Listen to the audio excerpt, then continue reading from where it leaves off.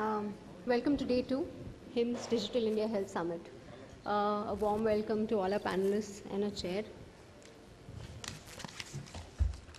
Requesting Mr. Mark Landry, the session chair, advisor WHO. Panelists, Mr. Nikunj Dal, Joint Secretary, MOHFW, Government of India. Dr. Ashok Kumar, Additional DGHS, Government of India. Dr. Balaji, CMIO, HCG Oncology. Dr. Prabhat Ranjan, Executive Director, TFAC. Mr. Krishan Giridhar, MD, Presto. Mr. Anil Bajpai, Co-founder and CTO, PMHLC. Dr. Suptendra Nath, Project Director, Center for Health Informatics, Government of India. These are our esteemed panelists for the day, and the session is on digital health. Mark Landry, Mr. Mark Landry, over to you. Fantastic, thank you. Welcome everyone this morning. I guess apologies, of course, for the traffic outside. We hope that our audience will grow through the course of this morning. Again, I'm Mark Landry. I'm with the WHO and just recently joined the Southeast Asia Regional Office here in New Delhi. It's my pleasure to moderate this panel this morning. We have quite a distinguished panel, and due to the delay in getting started, we are going to extend a little bit this morning, but each of the sessions throughout the day will be a little bit compressed. But I wanted to begin by expressing that I hope this morning we will see quite a diverse range of inputs, both from government, from the private sector, looking at digital health solutions and issues around scalability, sustainability, public-private partnerships, standardization and interoperability, and so forth. Without further ado, I would be pleased to introduce Mr. Nikunj Dal, the Joint Secretary from the Ministry of Health and Family Welfare, who will lead off by giving us some introductory remarks regarding the Ministry's efforts to implement and utilize effective e-health solutions here in India. Mr. Dal, if you will, we'd invite you to the podium and share your remarks. Thank you so much. Good morning to all of you. In fact, it is my privilege to be the first speaker. I thank HIMSS for inviting me for this conference, which is, I think, a very important one, considering that a lot of talk is happening around e-health these days. And there is I would like to say, there is a fair degree of political commitment at the highest level of the union government, that I can tell you. But then at the same time, let me also caution you that it will take some time for that commitment to percolate down to the states, even to the bureaucracy. What is happening in health sector, it is not that ICT is not being used in health sector, it is being used in the public sector as well as in the private sector. But then those applications have been in silos, those applications are not interoperable, are not standardized. So this is what we realized in the ministry some time ago. I have two colleagues from the health ministry also, the additional director general health services in the DGHS, Dr. Ashok Kumar, and then Professor Supten Sarbadhikari from the National Health Portal. So they will be speaking about some of the things which I would miss.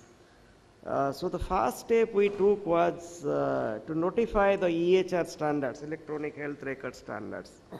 That happened almost 2 years ago.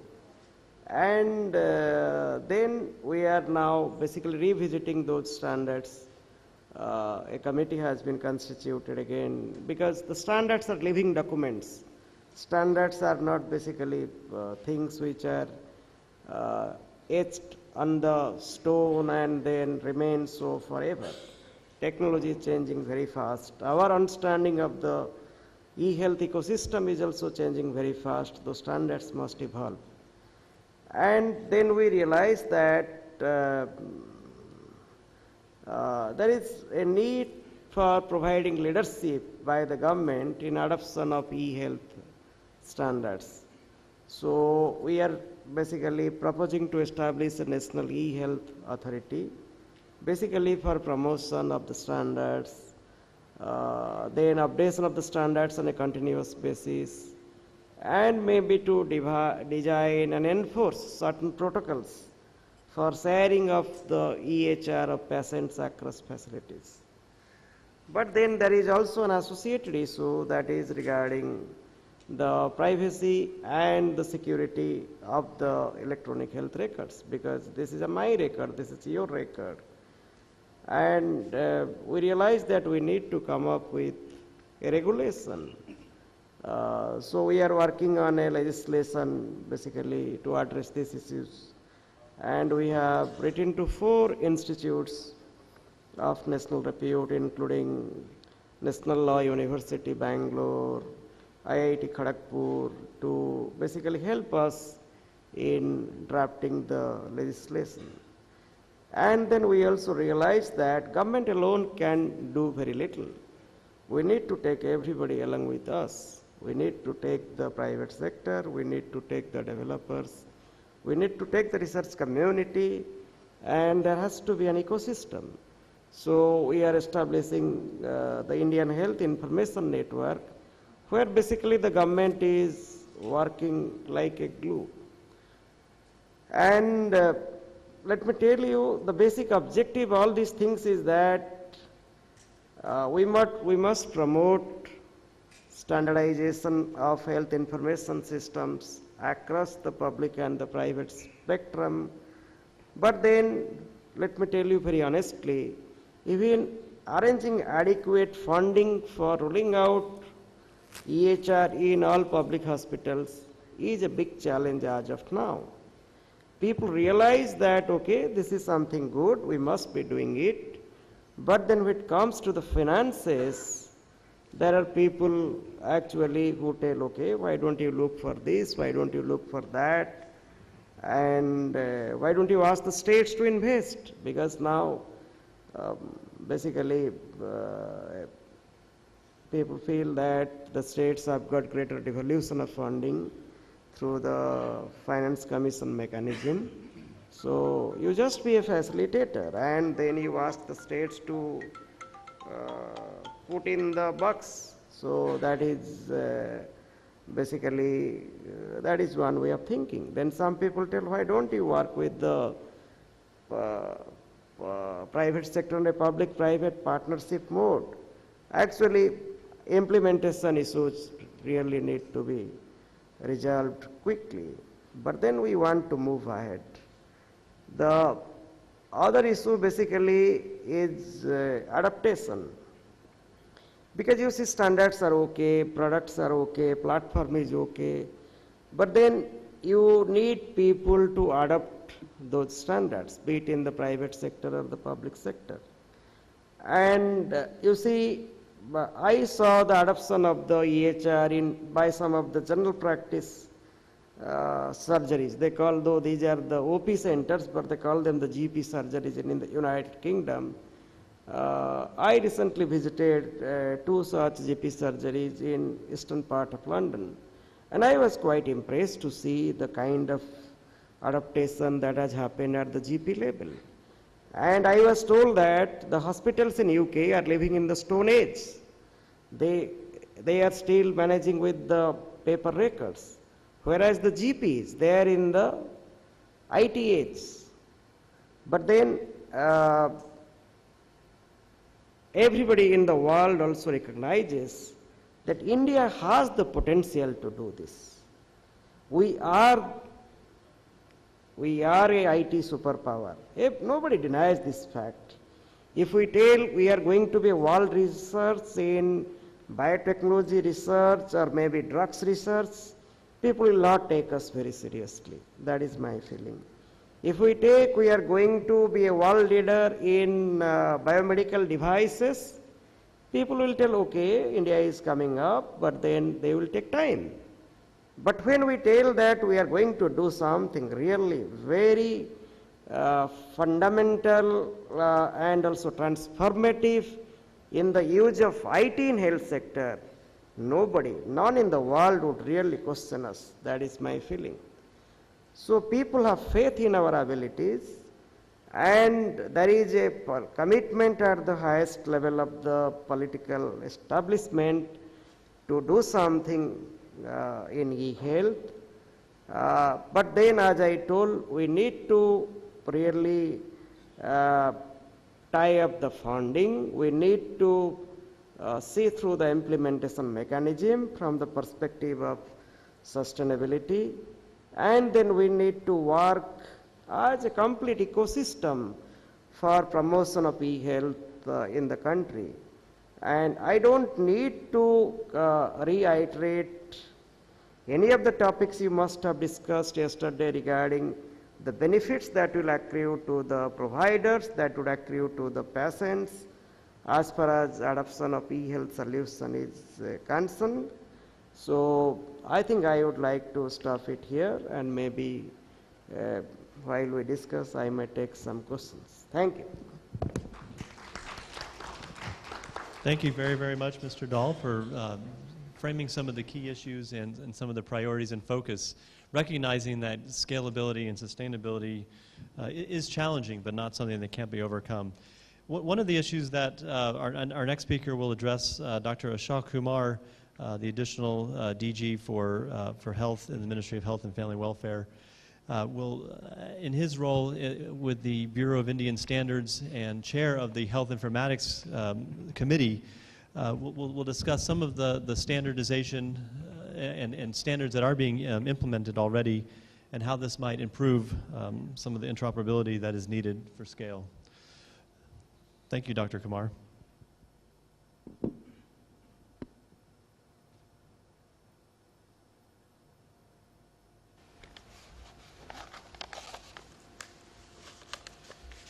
Mr. Chairman, my co-panelists, Mr. Rajendra Pratap, all the distinguished members of this august house.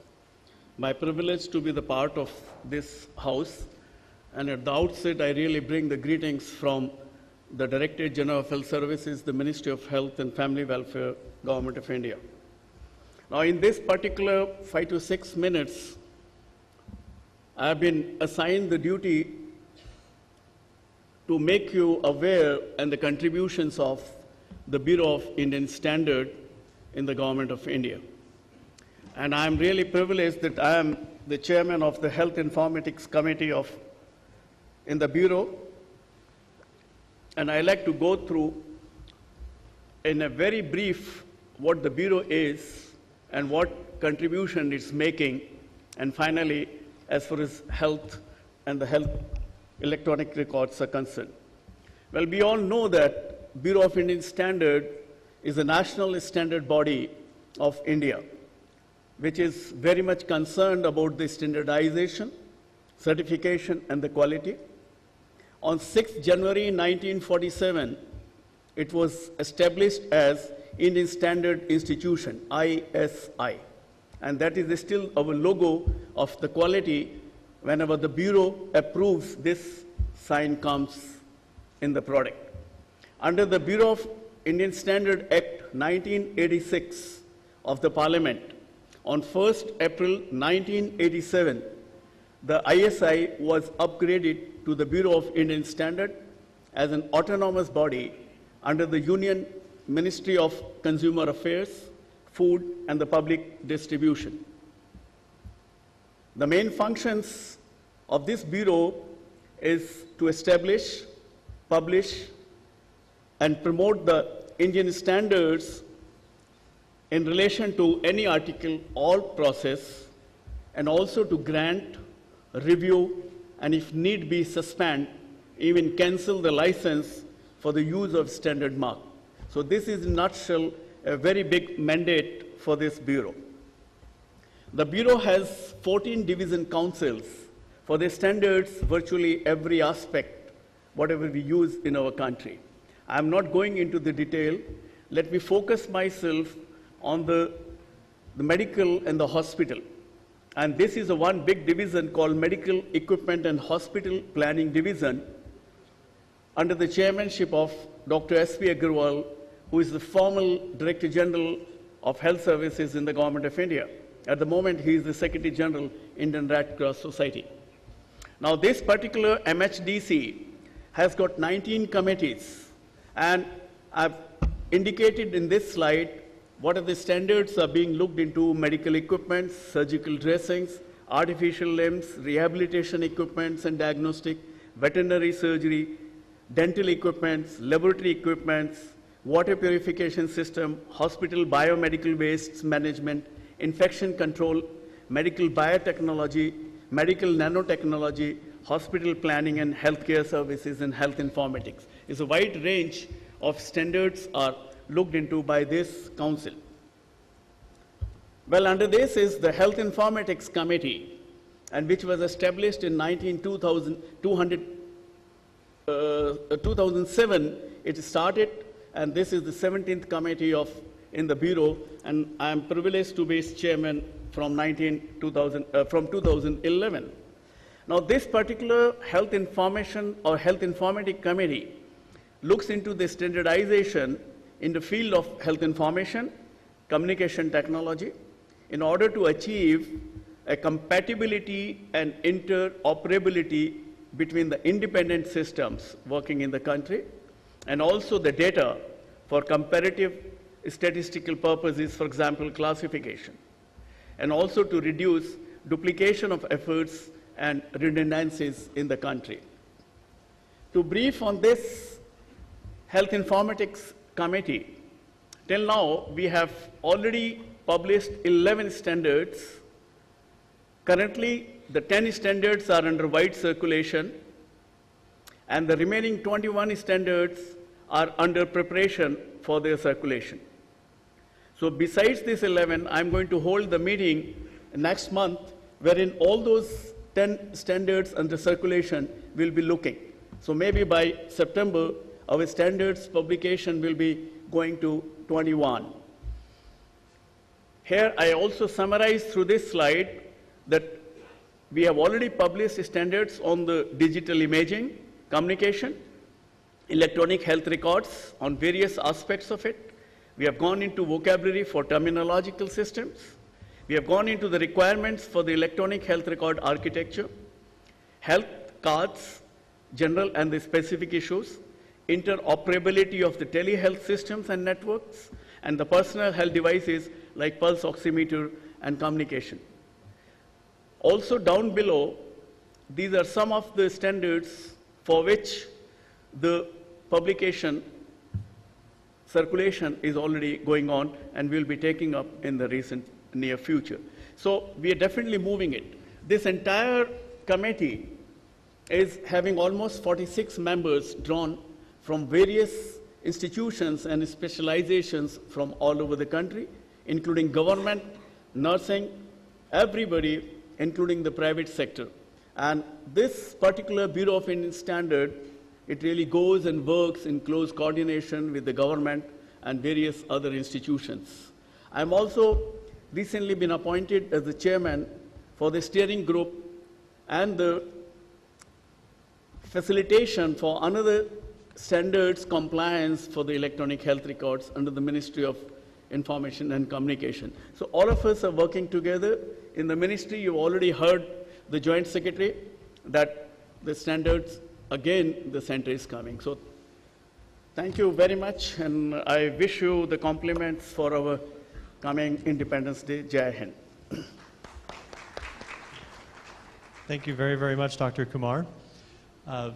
Certainly we understand the importance of standards, the mandate, but also what the progress has been made already and what to look forward into the future.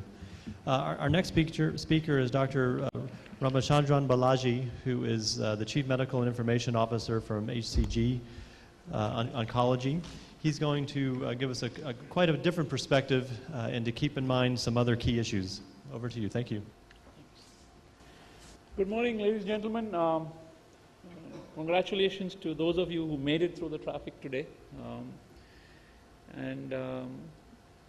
You know, this is a very difficult topic to talk about, the sheer amount of data available to talk about, and you have heard a lot of it yesterday. the intellectual, clinical, technological prowess in this room and across the nation becomes a big challenge as to what can be said new. And while I was on my way here yesterday in the flight, it was constantly on the top of my brain. What do I say that people haven't heard or will give a new perspective to things? And as the chaos grew, it became increasingly stressful. Until on the plane, I met a very senior gentleman, professionally very senior, who was head of a very large global technology company. He was sitting right next to me in economy class. And we shared a common childhood in Mumbai. We went to the same college. We just found out literally on the plane. And as we shared childhood memories, it became very clear that in the midst of all this chaos, two things came out in that conversation which actually drove this presentation today. That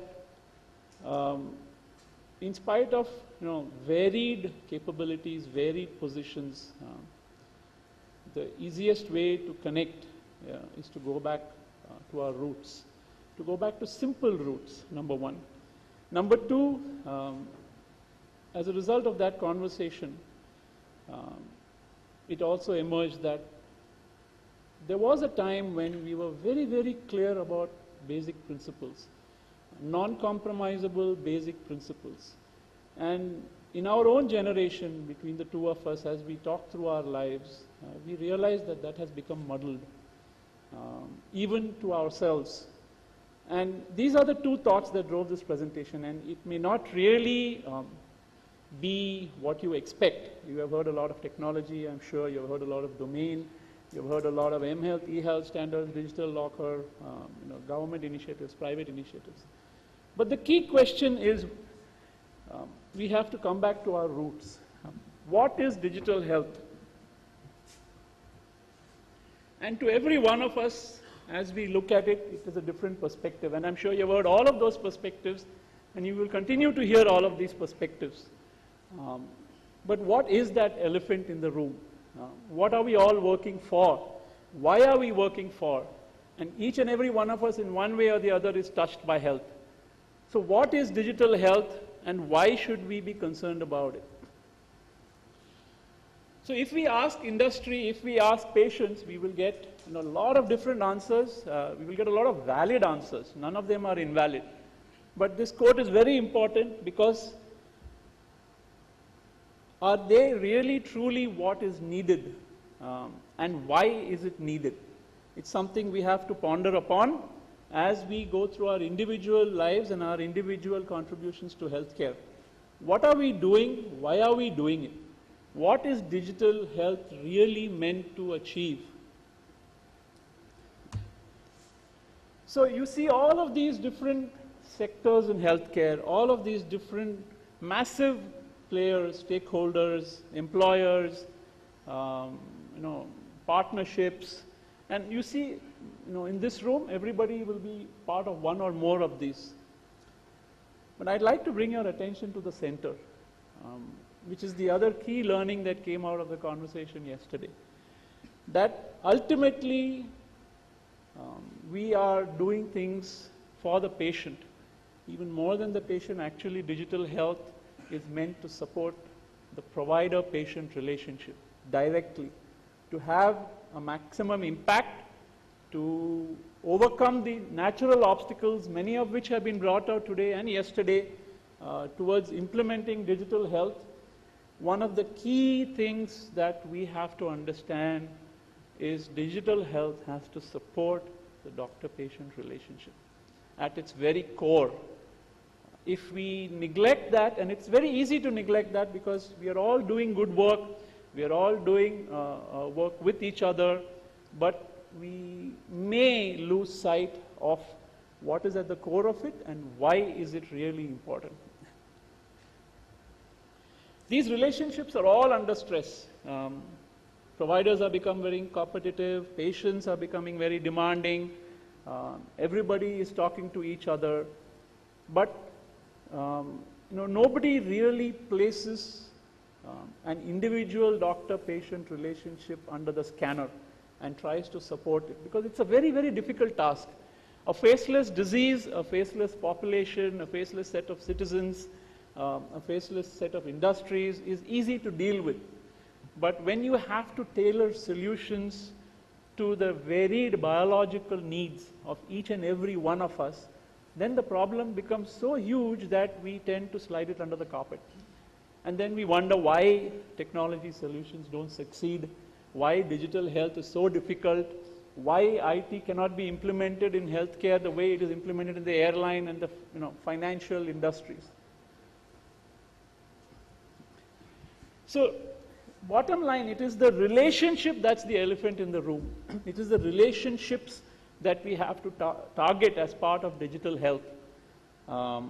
And there are all these fundamental types of relationships at the core. So we widely swing between service providers as God and patient as consumerists. And going back to what it used to be before the advent of this huge technology wave, the relationship was one of partnership. For a very short while, in the early 1900s and up to the mid-1900s, the relationship was a true partnership between the service provider and the patient. That has now moved into this diagonal God factor versus consumerist. And we really need to support this partnership model of the relationship with digital health.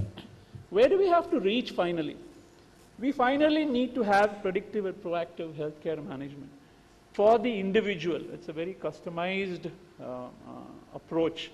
Our GPs in the olden days used to know us very intimately, used to know our families very intimately.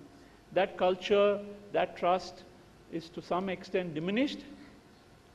Going forward, it is very difficult to predict what is going to happen. But we as a group, and we as an industry, and we as government, and we as responsible people have to support that relationship. So really speaking, from my perspective, digital health should strengthen patient relationship management across every stakeholder involved in that process. If we do that, digital health will succeed, guaranteed, whatever the difficulties, because the patient is a partner. And tomorrow you and I, and in the past you and I have been, will be, or may be patients. It's at that time we will realize the power and the capability of digital health implemented properly. So the core is the sanctity and trust of this relationship. If this sanctity and trust is maintained, patient loyalty becomes the default. We are today very, very loyal to our GPs who have treated our parents, our grandparents, and continue in some cases to treat our children. Why is it not there today? It's because our individual preferences, the knowledge of us is lost across multiple systems and processes. And that digital health tackles very well through interoperability. You've heard a lot of standards, you've heard a lot of talk about EHR standards, interoperability requirements. Why is that required? It is required because patient knowledge and preferences should not be lost, the uniqueness of the patient. And this is what you will see when you see digital health, consolidated approach, technology, but this is not it. This is it. So we talk about clinical results, clinical process improvements, but the subjective feeling of the patient also has to be taken into account in digital health if it really has to do its job.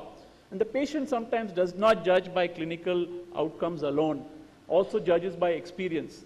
And that experience can actually make a difference to the patient's health. We all know that, we have all heard of that, and we have all experienced that. So I would like to end with saying the patient experience is as key a factor in the design of digital health solutions as interoperability, as e-health, as m-health, as any of the public sector initiatives, as any of the private platform developments.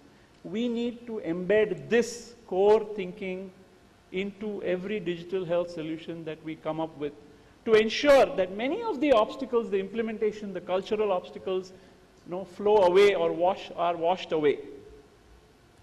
That's all I have. Thank you. Wonderful. Thank you very, very much. And reminding us again what digital health is all about. It's about health and the patient and provider experiences. Thank you for being provocative. Next, Dr. Prabhat Rajan, who is the Executive Director for the Technology Information Forecasting and Assessment Council, or TFAC. It's important to note he's coming from the Department of Science and Technology and how important a multi-sectoral engagement is to successful digital health. He'll be talking to us about some applications and uses with sensors. Over to you. Thank you. Good morning, ladies and gentlemen. Before I start, I just want to mention that way back, 20 years back, under Dr. Kalam's chairmanship, we had released Technology Vision 2020. Dr. Kalam expired just a few days back. Now we are ready to release Technology Vision 2035. This is a document being followed by 12 sectorial roadmaps, including healthcare. Let me move on to the topic today. I have been a professor of information and communication technology for 11 years, and before that I was a nuclear fusion scientist. I'm going to talk about the role of sensors. I've worked on sensor networks for a long time. The ICT in general refers to any device or system that allows storage, retrieval, manipulation, transmission, receipt of digital information. But if we add generation of information and actuation based on that, that's where the role of sensors and actuators comes in. If you look at healthcare system, the doctors have used senses, our human senses, to diagnose medical conditions in time immemorial. And then medical diagnostic systems based on sensors started to supplement this, and slowly it has taken over. And now the sensor technology, which is undergoing revolution last decade, things like MEMS technology, micro-electromechanical sensors, have become so small that we hardly see them. All of this is changing the way medical diagnostics is going to work. I'm going to focus a little bit on my own work, which is basically to develop assistive technology based on sensors. The first work I started doing was trying to help those people who do not have finger movements, the restricted finger movements. How do they operate a TV, for example? So we started by monitoring hand gesture and using hand gesture to operate TV. For example, TV channel goes up, TV channel goes down, volume goes up. We tested with different users, and we expanded the work to go over to operate not only TV, but light, fan, computer, and various other things, what is called environment control system. When we interacted with the users, many users came out with their requirement, and then we said, let's focus on the ability of the person rather than disability. And based on sensor technology, what you see on the left side is hand and various abilities of the person. The right side is the technology based on various sensors. So starting with hand movement, leg movement, head movement, voice, eye movement, eye blinks, facial expression, conscious thought, muscle movement, and there are a few others that I've added here, including touch sensors, sip and puff devices, and so on. Right side, you see various technologies, including BCI here stands for brain-computer interface. And then using this, you take the input from the user, and then you could make them operate various things like light, fan, and so on, but also operate simple electrical machineries to allow them to earn a livelihood. So you can see one device like this. There's another device of this kind. You can see the users using it, and you can see the smile on the face of the users due to such technology. I moved around the country, interacted with a lot of people. I'll not go into these details. The touch screen technology came a few years back, became cheaper. It was actually around, but it was costlier. One could start to use that to make low-cost devices, especially in Indian language, Indian context. I'll again skip these users of various kinds. For example, this user is using a touch screen phone to control various things around in the room. We'll spend 1 minute on the brain-computer interface part, where we started to actually use a cheap neuro headset made for playing computer games to capture brain waves, and then use that to make person communicate or do various other things. For example, one example of this, a gentleman who had a brainstem stroke at age of 32, a young age of 32 in 99, he lost his hand movement, leg movement, and lost his voice as well. He can hear and see. For 13 years, he could not do anything except through blink of his eyes. He could communicate a little bit. About 3 years back, we could provide him through a brain-computer interface, which changed his life in some way. I'm not able to show you a video because it's not playing here, but what we did in this case was to capture his head movement through a gyro sensor, capture his EEG waves through a neuro headset, combine these two so that the mouse movement is controlled by the head movement, the eye blink was captured through the EEG waves, and that was operating the mouse. So mouse was clicking, and we gave a soft on-screen keyboard through which you could start to type. Similarly, he could start to control things like light and fan and other things using this. Again, video is not running, so I'm not able to show you. There are other users like this girl, Charu Khandal, who was a Ravan movie animator. Then we have tried something which has not worked as of now, is trying to make people communicate with a vegetative state. Here we are trying to actually capture three-dimensional brain activity in real time and trying to see if we can make them communicate yes and no. Right now, not yet successful. From here, I spent little time on trying to see how we could use the EEG sensors to capture learning disability by monitoring brain waves. And we did some work on this, and then I learned techniques to try to improve them, some of these through our own instant technique and some of the more recent techniques like brainwave entrainment and neurofeedback. I could help children with various Down syndrome, ADD, SD, and so on, but also could help adults with various problems like insomnia, depression, and so on. So I'll conclude saying that combining sensor technology with modern smartphone and other devices, because sensors have got miniaturized, can be combined easily with the smartphones, which have the processing capability, display, and the communication capability, is going to revolutionize the way healthcare system is being delivered. It will become more user-centric. Other things I wanted to mention was that elderly and persons with disability, this is the area which is going to see a lot of applications coming up in the next few years. I'm personally involved with a startup. Right now, it's not yet declared publicly, which is going to use brain-sensing technology. Hopefully, this is going to come up in the next few months. Thank you very much. Fantastic. And once again, I think this is very important for us to recognize how we design and implement digital health best when we keep the patient in mind and really adhere to the priorities and needs of each individual. Our next speaker is Mr. Krishan Gadar, who is the Managing Director for Presto Info Solutions that specializes in offering unified communications to the government sector with a focus on telemedicine and telelearning. He's been charged with sharing with us the role of the private sector and how public-private partnerships can also enable more successful digital health solutions. Mr. Gadar? Thanks, Mark.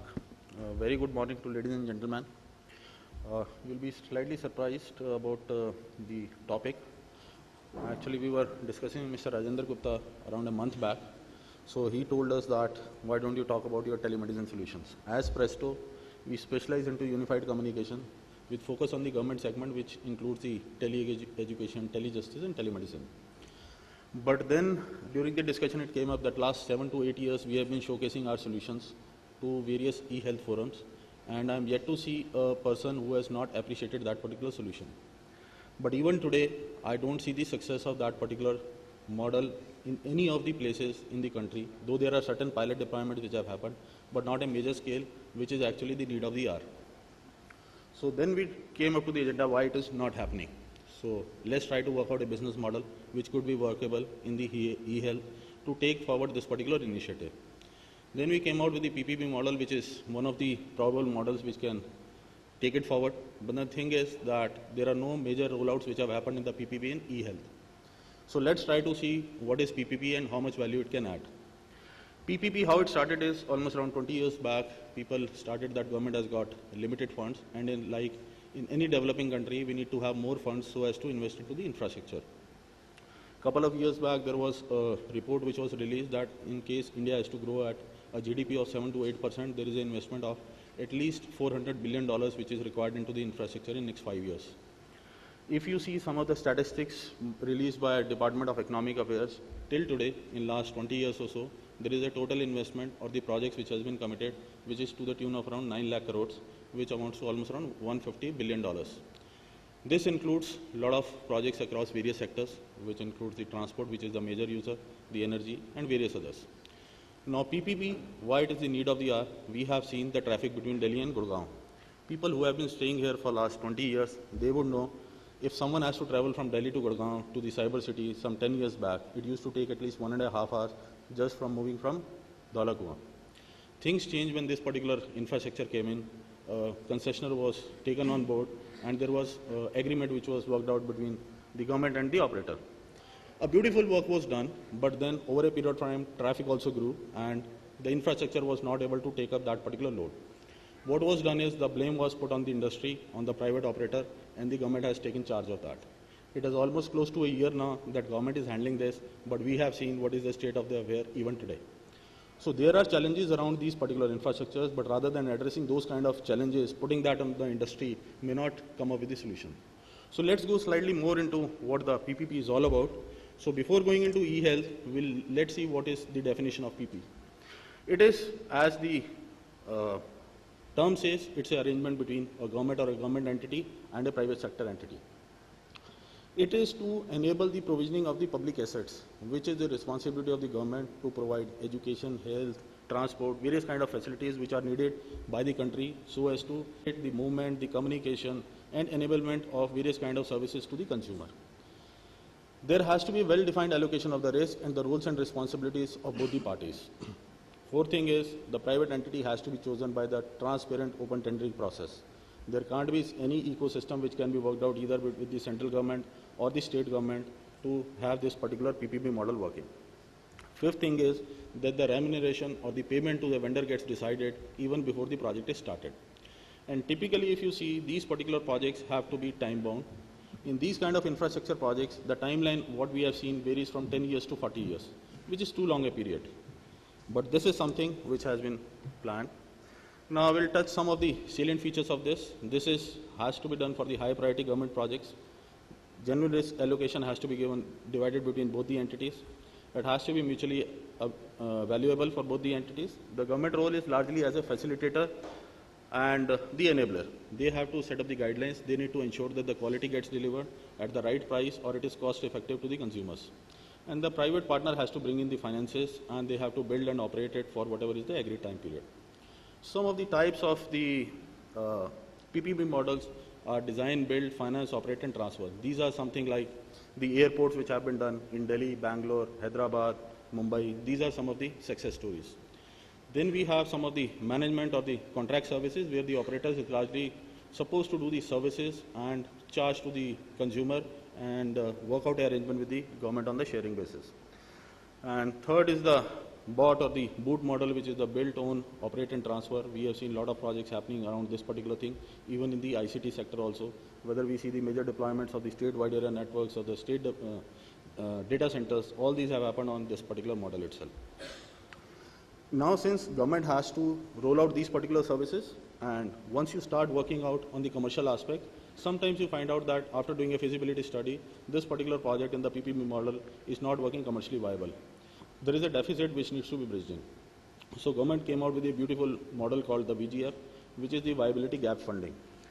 So there are various parameters which are defined by Department of Economic Affairs, Ministry of Finance, so as to fund these kind of projects which are of necessity to the public, but it is not becoming commercial viable. So they go on to two stages, 20% and additional 20% to make it commercially viable for the private vendor. They have given the relaxation even to get in 100% FDI in the SPVs which gets created for most of the projects. Then they have created an India Infrastructure Project Development Fund. Before going in for any kind of a PPP model, you need to do a feasibility study, you need to work out detailed DPRs, which calls for huge investment from the government side because the private operator is still not coming. To do that particular thing itself, there is huge investment which is required, which is getting enabled by the IIDPF. Then after that, they have created another entity by the name of IAFCL, which is largely into raising the debt for these kind of operators, which provides low-cost interest rate financing with a long-term period, with a moratoriums, even going up to 5 to 7 years itself, so as to enable these kind of projects to take off. Now, if we see some of the deployments which have happened, this is some of the statistics which are available as of last month in terms of the number of projects. If you see, almost 67% of the projects have gone into the transport sector, which is including the highways, creating the roads and the bridges, the airports, the ports, the metros. We have seen some of these successful models of the metro deployment under this particular stuff itself. Then the second thing which comes is the social and commercial. Health happens to be part of that particular thing, but I have highlighted separately for the interest of the audience here. So social and commercial, which include the SEZs, the industrial parks, education, tourism, all this brings together almost around 13% of the projects which have been committed. Energy is the next one, which is almost around 11.5%, which includes the electricity generation as well as transmission. Now, coming specifically into the health sector, if you see the number of projects, only 1.1% of the total PPP projects happened in India itself. But then this is from the number of projects which have been done. If you come from the value of the projects, this particular 1.1% will come to as low as 0.2% of the total projects which have been signed up. Because the typical size of a health project is much smaller than the size of infrastructure or a transport project itself. So it's only 0.2% which is getting spent on health, and I'm talking of health, not of e-health right now. That is the kind of the commitment which is coming from the PPP at this point in time. So in spite of the focus of the government for so many years, and I still remember the speech which was given by our Prime Minister on last 15th August, that telemedicine is one of the major applications which has to be pushed. And hopefully we'll see the action in some point of time. Now, some of the challenges what we have seen in the PPP projects is the inadequate project preparation. The consultant who does the feasibility study or the DPRs, they are not adequate enough to analyze that, how the project is going to get rolled out, what is the demand, what is the cost of the supply or the raw material, those kind of things. And as the government process guides, we have to go by the L1 criteria. We have no choice as far as the government system is concerned. So if someone wants to deliver a quality, how do we pay for the quality? It's still a question mark. There is an unfair risk allocation. It is the document, if you say, it is very well documented and structured, but most of the risk gets passed on to the private vendor rather than the government itself. So we need to address those kind of things. And then there are changing market conditions, which is the availability of the raw material. What happened to the supply of the coal for the energy projects, everyone knows. You see the kind of the variables which exist in the market. Something happening in US, which is 15,000 kilometers away, something, a default on the subprime brings down recession in this part of the world. Similarly, if you see the kind of the price variations which happens, I would say the projects which are dependent on certain factors like, let's say, oil. Oil, we have seen the movement in the last 10 years varying from $40 a gallon to $140 a gallon. Now, someone who would have conceptualized this particular project can't anticipate these kind of variations. Even best of the economists can't do that. So there has to be a process to accommodate these kind of changes. See the forex rates itself. In Indian currency itself, we have seen in last 10 years, the dollar moving from 38 rupees to 68 rupees in that particular period itself. Someone has to provision for those kind of changes because these are the market dynamics. What happens is there are inordinate delays also which happen, like getting into the land acquisition or certain kind of approvals, and then there is a very limited renegotiation. Once the contract is signed, it becomes a Bible for next 20 years or next 40 years for the duration of the project. So finally, what boils down to? The PPP, the last P we miss, which is the partnership. Any partnership, the most sacred partnership like the husband and wife, once you marry your spouse, you can't define the framework for next 25 years or 30 years. You need to show the flexibility. This partnership doesn't happen in the PPP that what we have seen. The government gets into as a partner, but end of the day, as soon as the contract is signed, they tend to become a customer. That's the mindset which has to be changed for the projects to get successful. Now the time is short, so I'll come specifically to the health segment. We have seen this is the key priority area for government. There is no doubts on that. And as Mr. Nikunj mentioned, there is a lot of investment which has to be required to take these particular projects forward. So PPP is definitely one of the models on that. And there are definitely very structured guidelines which have been defined by Department of Economic Affairs for super specialty hospitals, medical colleges, mobile hospital units, and there are fair amount of deployments also which have happened in that. There is decent amount of expertise which is available in the private sector to take forward these particular initiatives. And the VGF funding is also available for certain specific projects under the health segment. Now coming on to specifically on the e-health, we need to move beyond the pilots. There is a limited historical data which is available. So working out on the feasibility reports or the DPRs is not going to be that easy. The demand risk, we know that there is a huge demand, but yes, people are yet to experience how this model unfolds. So the demand risk has to be slightly more loaded onto the government because this is one of the key charter of the government to provide basic healthcare services to the citizens. So the risk has to be slightly more to the government, and once we have seen few rollouts, then these particular risks can be offloaded to the industry.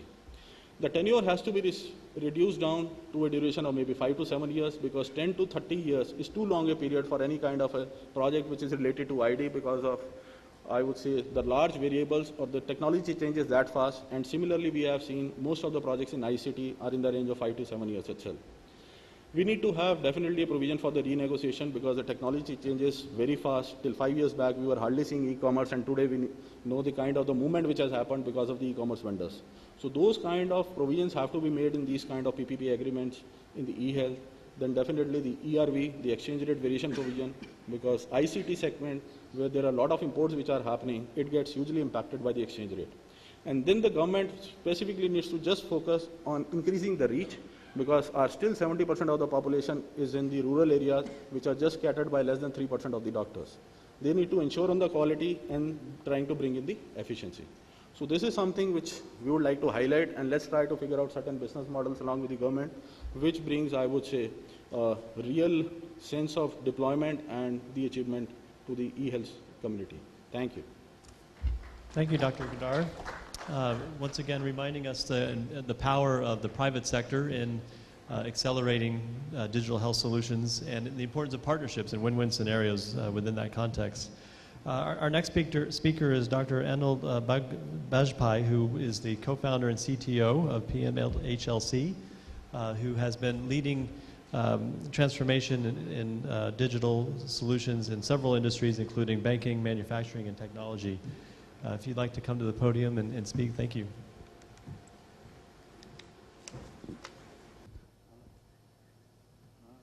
Then somebody in the team will prepare a PowerPoint presentation for you whenever you are going for any meeting. So I'm blessed with that some people in my team prepared a PowerPoint presentation. I'm having a little difficulty in accessing that, but that doesn't exactly matter to me, because I prefer to talk from my heart.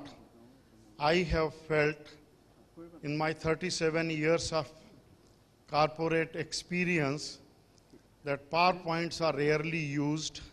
They are merely a form of distraction.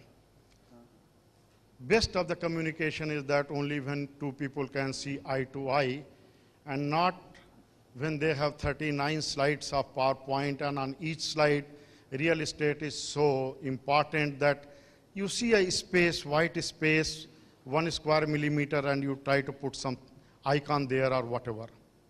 Anyway, the most powerful PowerPoint presentation I saw yesterday was by Rajendra Gupta.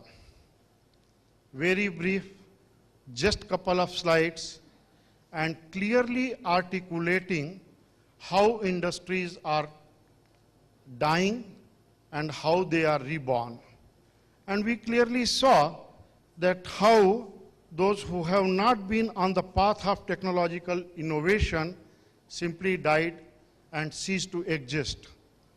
I was reminded, post that presentation, I was reminded of one incident that happened, say, some 22 years back. Way back in 1993, Dr. Manmohan Singh was to inaugurate the branch of a nationalized bank, first branch on core banking package. And me and Nandan Nilekani, both two of us, I was the program manager, and Nandan, it was the Infosys package that was being implemented. Two of us had no work, while all other programmers were trying to make sure that somehow it works when Dr. Manmohan Singh comes. So Nandan was telling, you see, Anil, it is just a matter of few years. All these public sector banks will either die or they will be there in ICU. And I said, nothing doing. State Bank of India, Punjab National Bank, Central Bank, Canara Bank, they are big elephants. They will crush any private sector bank that comes. He said, no, it is not like that. I said, no, these are the big banks. ANZ, HSBC, and all others, Credit Lyonnais, they have not been able to do anything to Indian banking, so what private sector banks will do? But what had to happen 1 year back. 1 year afterwards, I joined a private sector bank. I was the second employee of that. And then we felt that we have to bring disruption. We have to make sure that money, balance of money, transactions are transparent and available to everybody. And then we felt that we were working in a very collaborative manner. All the 8 private sector banks, we used to meet once in 15 days. And we felt that we can become big and we can serve larger population only if we concentrate on technology more, while service and profitability is important. Most important part is technology. And today you see what has happened after 22 years. HDFC Bank has the highest market capitalization, higher than State Bank of India. It has the highest price to book value ratio. And it is there in almost all the districts today present. So that is how okay, leave it, I will not use the presentation. So I remember somebody asked Aditya those days in 1994 that you have never done consumer banking in India, how you will be successful. He said, I have never done, and that is why I will be successful. But anyway, coming back to the point of health, digital health, we all say health is most important. Ask anybody, do any survey, everybody will say health is most important. But question is that in our personal life and in our collective life in a country, is health most important? We do pray a little bit to whichever faith we may belong to. We do spend some time with our kids. We do check our account balance. We try to slog long hours at work to get promotion or some money. But do we really sincerely, without fail, spend 1 hour on the work, on the health? Maybe no. Most of them no. Similarly, if you look at the country, how much productivity of India is getting lost just because we are not able to make quality health care accessible to large population of our country. Today in our country, if I take the 5 vowels, health is not accountable. A doctor may treat you, but he is not accountable. You may make a godman accountable, you can make your wife accountable, you can make your bank accountable, but you can't make healthcare institutions accountable today. They are not efficient. The number of patients being treated by healthcare institutes today in India compared to our population, the ratio is very low. There is no interoperability, AEI. Today, it is impossible. You can transfer your account, you can transfer money from your account from one bank or one particular type of financial instrument to another in matter of seconds. But can you transfer your health data from one hospital in Mumbai to another hospital in Delhi even after months of persuasion? No, simply no. Whatever diagnosis reports that you have got or whatever parcha you have got from the doctor, that only you can show to other hospital. But nobody will send you what was the operating procedure, how long it took, what was really done. So interoperability is simply not there in healthcare. Then again, openness. Less said is better. Nobody will admit that they did a mistake in diagnosis.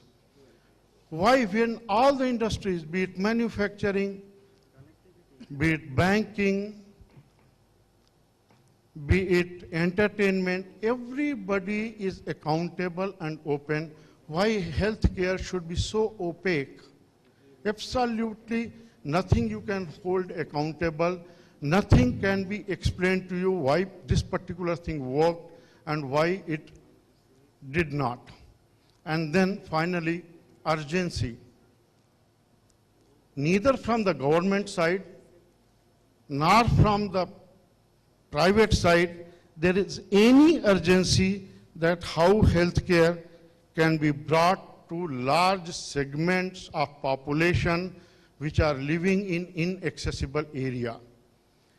These being the questions, we felt that our long-term initiative should be there around creating a collaborative health information exchange which will not only work on digital transformation or transmission of data, but also will collaborate with many players in public, private, hospitals, diagnostic centers, doctors, clinics, and create an environment to make sure that people talk to each other, people share information, skill sets are available across various segments of healthcare, and that is what we are trying to do.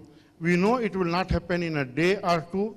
We are talking about a vision and a program plan for 10 to 15 years, maybe 20 years, by when different segments of healthcare industry will work with each other to make sure that at least at block level, if not at village level, at block level, we can provide the information and we can provide healthcare, quality healthcare at affordable prices.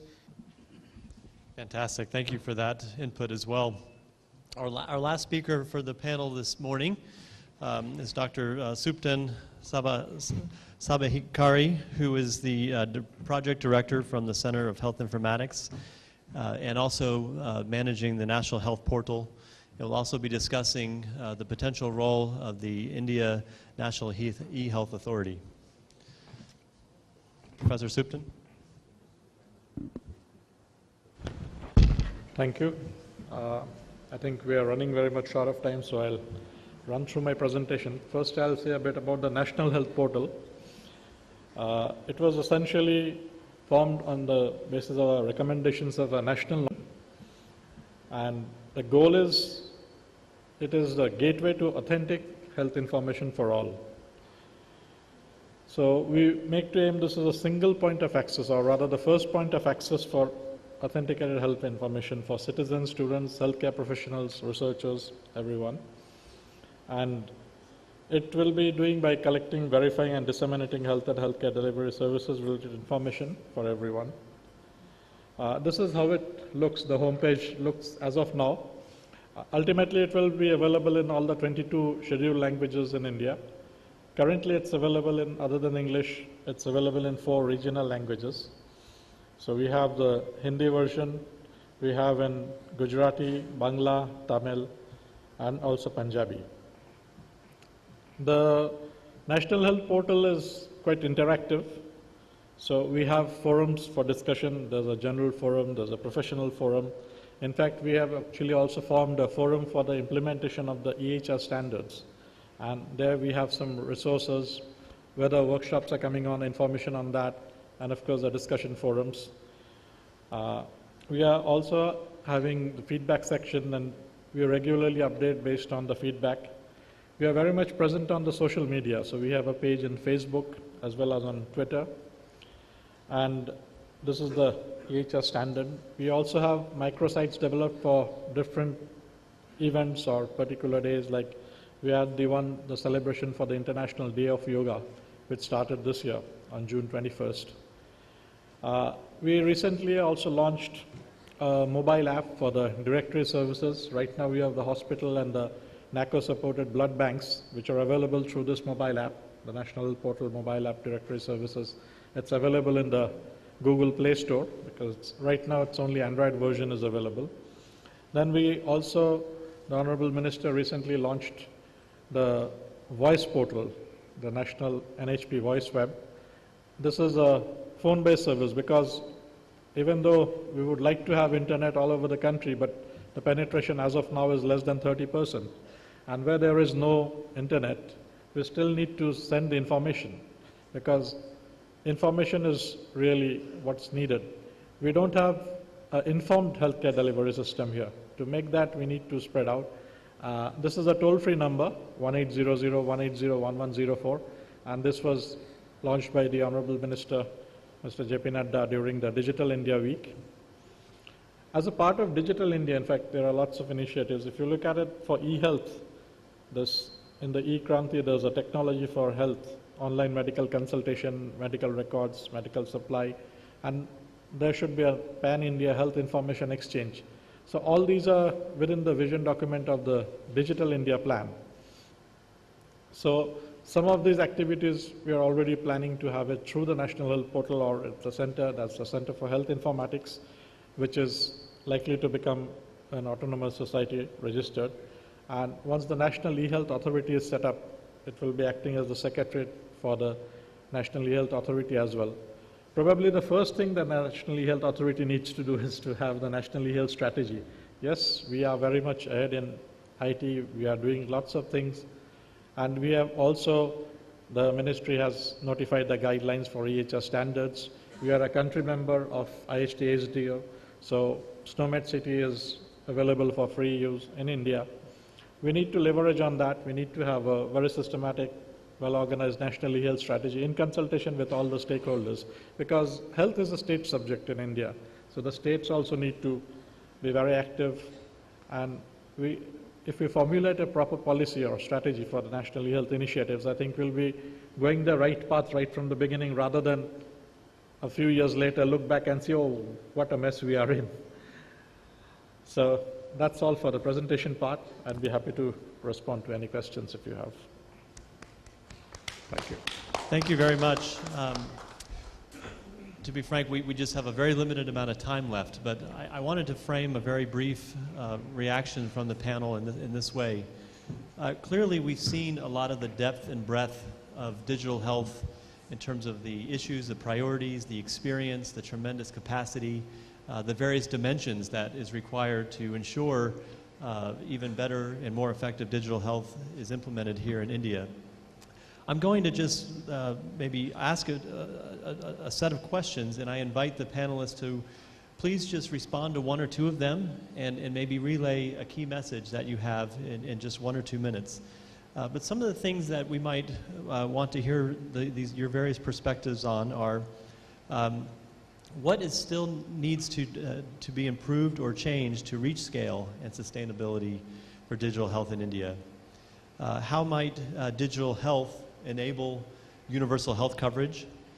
How can multi-stakeholder engagement such as the India Health Information Network make a difference? What about enforcement and compliance of digital health standards? How can that be implemented? How might we get patient or provider user input more directly into the planning and design of digital health solutions? What about your experience with testing, adapting, innovating as you learn as you go, interacting with the beneficiaries of digital health to make digital health better? And from a partnership standpoint, what are some still available strategic opportunities in the marketplace or with different partnership arrangements to ensure more effective digital health going forward? So I'm just going to pass the mic and ask you to be brief, respond to some of these questions, and make any key points, and then we will close. Thank you so much. I will pass it.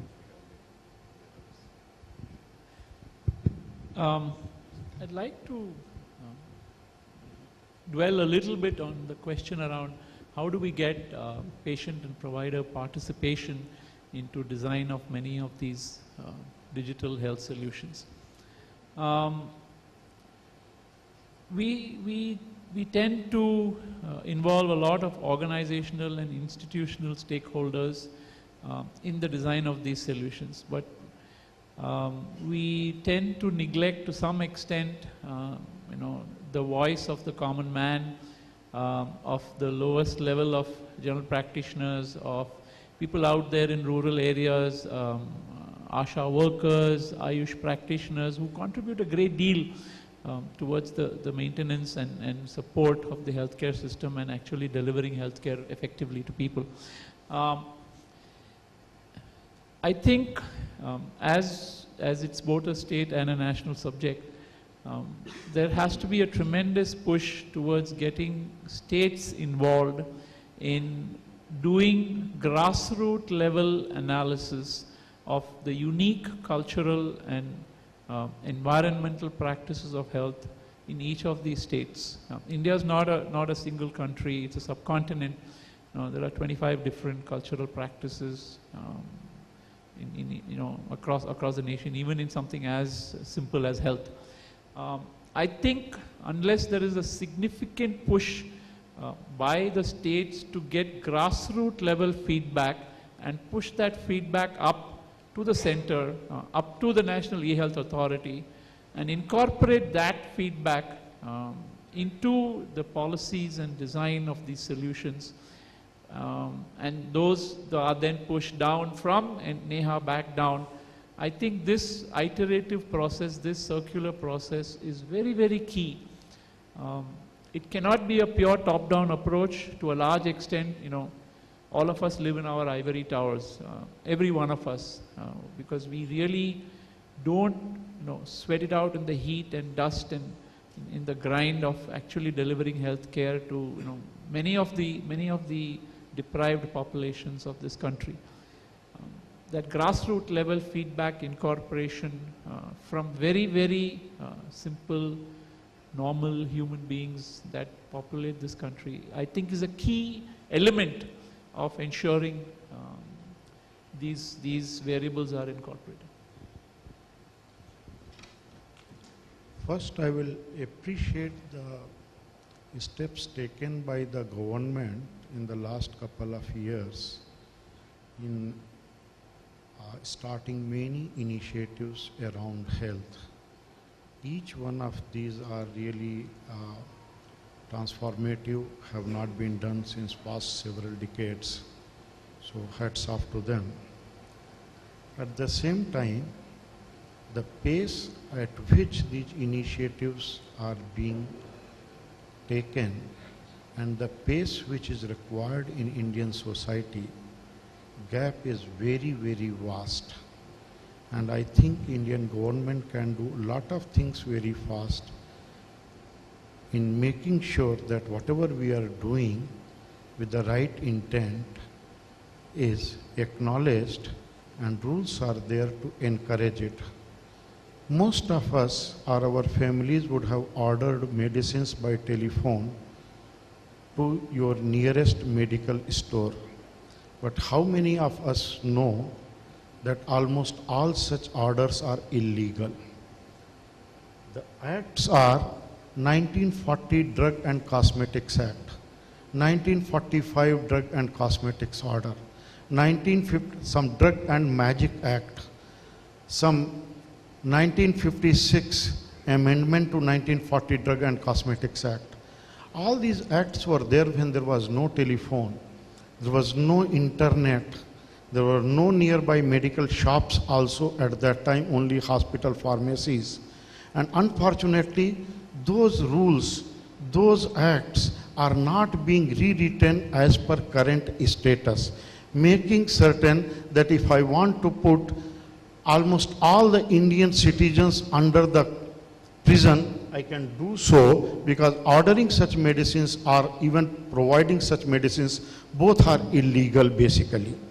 Everybody knows that no prescription has ever been stamped in India by any pharmacy, be it hospital pharmacy or by a pharmacy outside. Still, every second day we hear in the newspaper that this particular prescription has not been stamped. There is a self-medication, there is abuse of medicines. Question is that why do not we come out with the right kind of methodology? Why do not we come out with the right kind of cards where it can be recorded and evidence can be there that how many times medicine is to be taken and how many times it has been dispensed? We talked yesterday about Tripura, telemedicine and all that. How many of us know that providing telemedicine, even if it is a great initiative by Indian government, under certain rules and bylaws it is illegal. It cannot be done because as per the laws which existed on that day, telemedicine could not be thought of, could not be conceptualized.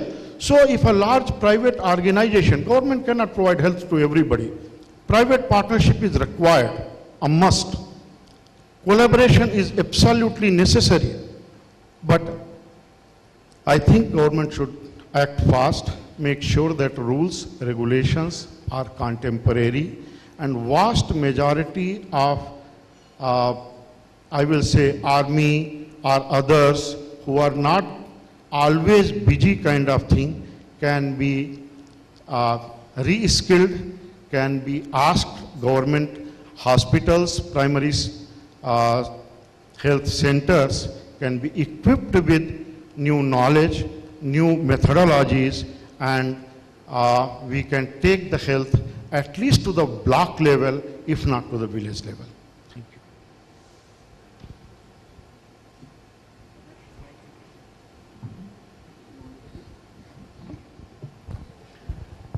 Well, thank you, Chairman, for getting a comment. Now, medical and health is one of the very specific and a little complicated kind of an issue.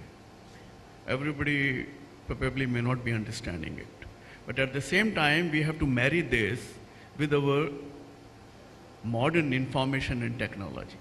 Now, this itself is a big challenge, that how we make all kinds of related groups together on one platform, number one.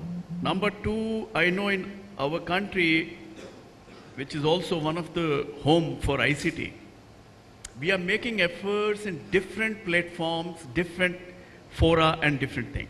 So first and foremost thing is, first of all, to bring them together so that we can even standardize our own communications, So that is the whole issue. We have tremendous, let me tell you, if we start looking into every nook and corner, we are doing work, like on the panel. So that is the one issue, we have to bring it together. And I'm sure Ministry of Health, why only Ministry of Health? Even Government of India, with the knowledge sharing, with the platform, I still remember a couple of years back, we made it. Now the Prime Minister has made the Digital India. And now Ministry of Health has also made an effort that we bring it together as far as health is concerned. So that is a very clear message we have to make it. So right kind of approach, linking together and making it standard, I think this is the issue which is important. Great, thank you. Anybody want a last word? Okay, I really appreciate our distinguished panel this morning. Fantastic perspectives all around. Let's give them one last round of applause and thank them again.